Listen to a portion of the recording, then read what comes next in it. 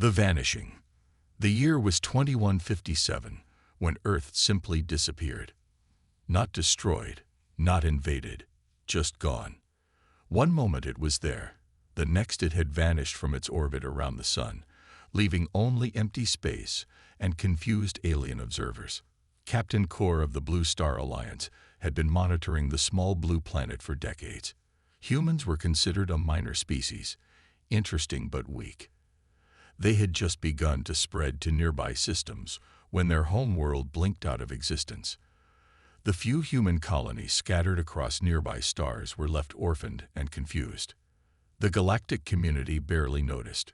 Earth held little importance in the vast network of alien civilizations that ruled the stars. The tall ones from Vega-controlled trade routes. The rock people from distant worlds dominated mining operations. The swift flyers managed communications across light years. Humans were just another small species that would fade away without their home world. But some aliens remembered Earth. They remembered the strange determination of humans, their odd ability to adapt and survive in places where other species failed. When human colonies began to go silent one by one over the following decades, most assumed they had simply died out. The galactic records mark humanity as extinct after 200 years. Their technology was basic, their numbers small, their influence minimal. The universe moved on without them. Ships still passed through the empty space where Earth once orbited. Some captains would slow down and stare at the vacant spot, wondering what had happened. Scientists proposed theories. Black holes, dimensional rifts, advanced enemy weapons. None could explain how an entire planet had vanished without leaving any trace. The human colonies that survived those first years struggled greatly. Without Earth's resources and knowledge, they barely managed to keep their small settlements alive. Many failed within the first generation. The few that remained grew suspicious of outsiders and kept to themselves. By the year 2400, most of the galaxy had forgotten that humans had ever existed. Old records mentioned them briefly. A species from Sol system that had disappeared centuries ago. Nothing more than a footnote in galactic history. Trade continued between the great powers. The Blue Star Alliance expanded their territory. The rock people built massive mining stations around distant suns. The swift flyers connected worlds with their advanced communication networks. Peace was maintained through careful balance and ancient treaties. Then the attacks began. Ghost ships. The first ship to disappear was a rock people mining vessel near the edge of Blue Star territory. It simply stopped responding to calls and vanished from all tracking systems. Search teams found nothing. No wreckage, no distress signals, no trace of the crew. Within months, more ships began to vanish, always at the edges of known space, always without warning. The missing vessels came from different species and served various purposes: cargo haulers, research ships, military scouts. The only connection was their location in the outer regions of inhabited space. Captain Core, now an old veteran of the Blue Star Fleet, led one of the search missions. His team found strange energy readings in areas where ships had disappeared, but nothing concrete. The signatures were unlike anything in their databases. "It moves like nothing we have seen," his science officer reported. "Fast, silent, and it leaves no trail we can follow." The attacks grew bolder. Entire space stations went dark overnight. Mining colonies on remote worlds stopped sending regular reports. Each incident happened far from help, in places where response would take days or weeks. Fear began to spread through the galactic community. The great powers held emergency meetings. They shared intelligence and combined their fleets to patrol dangerous areas. Still, the mysterious force struck without warning and left no witnesses. Some older aliens began to whisper about humans. They remembered stories of the vanished species and their strange ways. But most dismissed such talk as foolish superstition. Humans had been weak and primitive. Whatever was hunting ships in space was clearly something far more dangerous. The attacks followed a pattern that military minds slowly recognized. The unknown force was learning, studying trade routes, communication methods, and defense systems. Each strike became more precise and effective than the last. A breakthrough came when a swift flyer messenger ship managed to send a partial transmission before going silent. The message was brief and filled with static, but it contained something shocking: an image of the attacking vessel. The ship was unlike anything in known galactic design databases. Its hull was dark and angular, built with technology that seemed both advanced and primitive. But most disturbing were the markings on its side, symbols that old records identified as human writing. Captain Kors stared at the image on his screen, his skin changing color with stress. This cannot be correct. Humans died out centuries ago. His science officer pulled up historical files. Sir, the design matches no known human technology from their time. But those symbols, they are definitely from Earth's old language systems. The revelation sent shockwaves through the galactic leadership. If humans had somehow survived and developed into this mysterious force, it changed everything. The species they had dismissed as weak and extinct might have become something far more dangerous. Emergency sessions were called on every major world. Old treaties were reviewed and military forces were mobilized. But questions remained unanswered. Where had humans been hiding for centuries? How had they developed such advanced technology? And most importantly, what did they want? The return. The answer came in the form of a massive fleet that appeared at the edge of the Blue Star system without warning. Hundreds of ships materialized from empty space, their dark hulls bristling with unknown weapons. At the center of the formation was a vessel larger than any space station, a city-sized ship that dwarfed everything around it. Captain Kors' patrol fleet was the first to encounter them. His ships looked like toys compared to the human vessels. But instead of attacking, the unknown fleet simply waited in formation, as if expecting something. "They are sending a transmission," his communications officer announced with surprise. "It is on old diplomatic frequencies." The message was simple and direct. "This is Admiral Tom of the Earth Defense Force. We request immediate communication with galactic leadership. We have returned." The name meant nothing to most aliens, but Kor recognized it from old human records. Tom had been a common name among their species. The fact that they used it suggested these were indeed the descendants of the vanished humans. Within hours, representatives from all major powers had gathered for emergency talks. The meeting took place on a neutral station, with heavy security and multiple fleets standing by. No one knew what to expect from the species that had supposedly been extinct for centuries. Admiral Tom arrived alone in a small shuttle, showing either great confidence or complete disregard for danger. He was clearly human, tall, upright, with the pale skin and strange hair that old records described. But there was something different about him, something that made even veteran warriors feel uneasy. "You have questions," Tom said as he entered the meeting chamber. His voice was calm but carried an edge that suggested great power held in check. "We will answer them." "Where have you been?" demanded the Blue Star representative. "Your world vanished centuries ago. Your colonies went silent. We believe your species was extinct." Tom smiled, but it was not a friendly expression. "We were learning, growing, becoming what we needed to become." "And what is that?" asked the Rock People ambassador. "Strong enough to take back what was stolen from us." The room fell silent.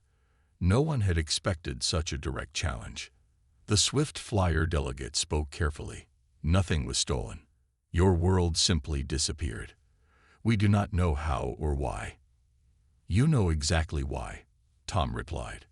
His eyes swept the room, meeting each alien's gaze without fear. "Your ancestors took our world when we were weak, moved it to serve your purposes, left us scattered and alone." "That is impossible," the Blue Star representative protested. "No species has the technology to move entire planets." Tom's smile grew wider. "You do. You always have. Hidden in ancient vaults, locked away from younger races, planet-moving technology from the old ones who came before. We found the records during our long journey." The aliens exchanged worried glances. The old ones were legend, an ancient race that had supposedly built impossible things before vanishing eons ago. Their ruins were found throughout the galaxy, but their technology remained largely mysterious. Even if such things existed, the Rock People ambassador said slowly, accessing them would require being strong enough to take them. Tom finished. Which we are. Earth is safe now, in a place you cannot reach. Our colonies have grown into mighty worlds. Our fleets number in the thousands. We are no longer the weak species you remember. What do you want? Captain Core asked, speaking for the first time. Tom turned to face him. Justice. Compensation for centuries of exile. Recognition of human sovereignty over our rightful territory. And if we refuse, then you will learn why we spent so long preparing for this moment. You will discover what humans become when they have nothing left to lose and centuries to plan their return.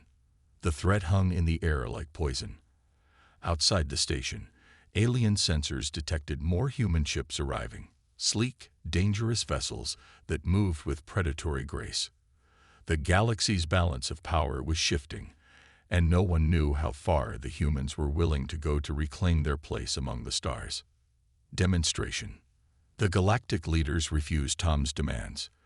They claimed ignorance of any planet-moving technology and insisted that Earth had vanished due to unknown natural causes. The meeting ended with threats on both sides and fleets preparing for potential conflict. Tom returned to his flagship without another word. Within hours, the human fleet had vanished as mysteriously as it had appeared, leaving the aliens to wonder what would happen next. They did not have to wait long. The Rock People controlled the richest mining system in their territory, 7 worlds orbiting a red giant star, each one producing vast amounts of rare metals essential for galactic trade. It was heavily defended by orbital platforms and patrol fleets, considered impossible to attack successfully. On the 3rd day after Tom's departure, the entire system went silent. Emergency response fleets rushed to investigate, expecting to find wreckage and battle damage. Instead, they found something far more shocking. The 7 mining worlds were simply gone. Not destroyed, not damaged, but completely absent from their orbits.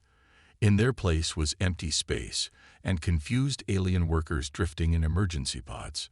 The few survivors told impossible stories. They spoke of human ships appearing everywhere at once, of strange energy fields that seemed to fold space itself. The planets had not been attacked. They had been carefully extracted from their orbits and transported elsewhere, along with all their mining equipment and stored resources. It took them 6 hours, one shaken Rock People supervisor reported. 6 hours to move 7 entire worlds. Our defense fleets could not even track their ships properly. The demonstration sent shockwaves throughout the galaxy. Moving asteroids was difficult. Moving moons required enormous effort and resources, but moving inhabited planets while keeping their populations alive was supposed to be beyond any known technology. Captain Core studied the sensor data from the incident, his mind struggling to understand what he was seeing. The energy signatures suggested the humans had somehow folded space around each world, creating portable dimensional pockets that could be moved at will. This is Old One technology, his science officer whispered. Nothing else could accomplish such a feat. But how did they access it? The Old One sites are protected by systems we cannot break. Perhaps they found a different way. Or perhaps... The officer paused, considering a disturbing possibility. Perhaps they are connected to the Old Ones somehow. Similar attacks followed across the galaxy. Human fleets would appear without warning, extract valuable resources or strategic locations, and vanish before response forces could arrive. They never harmed civilian populations, always providing safe evacuation when needed. But their message was clear: no target was beyond their reach. The Swift Flyers lost their primary communication relay station, a massive structure that had taken decades to build.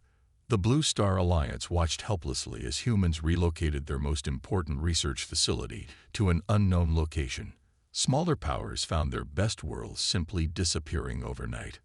Each operation was carried out with precision that spoke of careful planning and advanced intelligence. The humans knew exactly where to strike for maximum impact while avoiding unnecessary casualties. They were making a statement about their capabilities rather than waging war. Tom's second message arrived after the 10th successful operation. Your ancestors used this same technology to take Earth from us. We have simply learned to use it better. Return what was stolen, and these demonstrations will end. The galactic powers finally began to search their oldest archives. Deep in classified vaults, they found records that few alive had ever seen. Documents from the early days of galactic civilization, when the old ones still walked among the stars. The truth was disturbing. Thousands of years ago, when humans were barely beginning to develop agriculture, their world had indeed been moved. Ancient alien scientists had relocated Earth to study the unusual species that lived there, intending to return it after their research was complete. But the old ones had vanished before the project finished, taking their knowledge with them. Later generations of aliens had forgotten the truth, believing Earth's location to be natural. The humans had been unknowing prisoners in their own solar system for millennia. "We are not thieves," Captain Core said during an emergency council meeting. "Our ancestors made this decision without our knowledge. But we are the ones who must face the consequences," replied the Blue Star leader. "The humans will not accept ignorance as an excuse. They want justice for centuries of exile." Outside the council chamber, reports continued to arrive of human operations across the galaxy. They were systematically dismantling the infrastructure that held galactic civilization together, proving that no defense could stop them. The age of human weakness was over. The question now was whether the galaxy would acknowledge their strength willingly, or learn about it through harder lessons. New balance. The war that everyone feared never came. Instead, something far more complex began to unfold across the galaxy.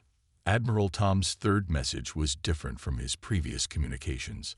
This time, he invited representatives from all major powers to visit a set of coordinates in previously empty space. "Come and see what we have built," the message said. "Come and understand what Earth has become." The diplomatic fleet that arrived at the location found something that challenged everything they thought they knew about space and civilization. Floating in the void was a massive structure, not built from metal and stone like normal space stations, but grown from what appeared to be living crystal that pulsed with its own inner light. This was New Geneva, the humans announced, their primary diplomatic center and a demonstration of what their technology could achieve. The structure was larger than most moons, but somehow maintained perfect environmental conditions throughout its vast interior. Gardens and cities existed in impossible spaces, connected by corridors that seemed to bend the laws of physics. "Welcome to humanity's new home," Tom said as he greeted the alien delegates. He looked different now, more relaxed, less threatening. "We have learned much during our centuries of wandering." The tour that followed left the aliens speechless. They saw human colonies that existed in folded space, occupying areas that appeared small from outside, but contained entire worlds within. They witnessed technology that could create matter from energy, machines that grew like plants, and ships that moved through dimensions unknown to galactic science. "This is what we became when you forced us to survive alone," Tom explained, as they stood in an observation deck that showed impossible views of distant stars. "We found the Old One ruins that your people could never access. We learned from them, grew beyond them, became something new." "But why show us this?" asked the Blue Star representative. "You could have remained hidden, struck at us from the shadows until we fell." Tom's expression grew serious. "Because isolation taught us something your civilizations never learned. True strength does not come from dominating others. It comes from lifting everyone up together." The revelation of human capabilities had indeed changed the balance of galactic power, but not in the way anyone expected. Instead of conquest, the humans offered partnership. They would share some of their advanced technology in exchange for recognition, as equals and compensation for their long exile. The negotiations that followed were unlike anything in galactic history. Humans demonstrated abilities that made traditional concepts of military power obsolete, yet they used this advantage to create treaties rather than demand surrender.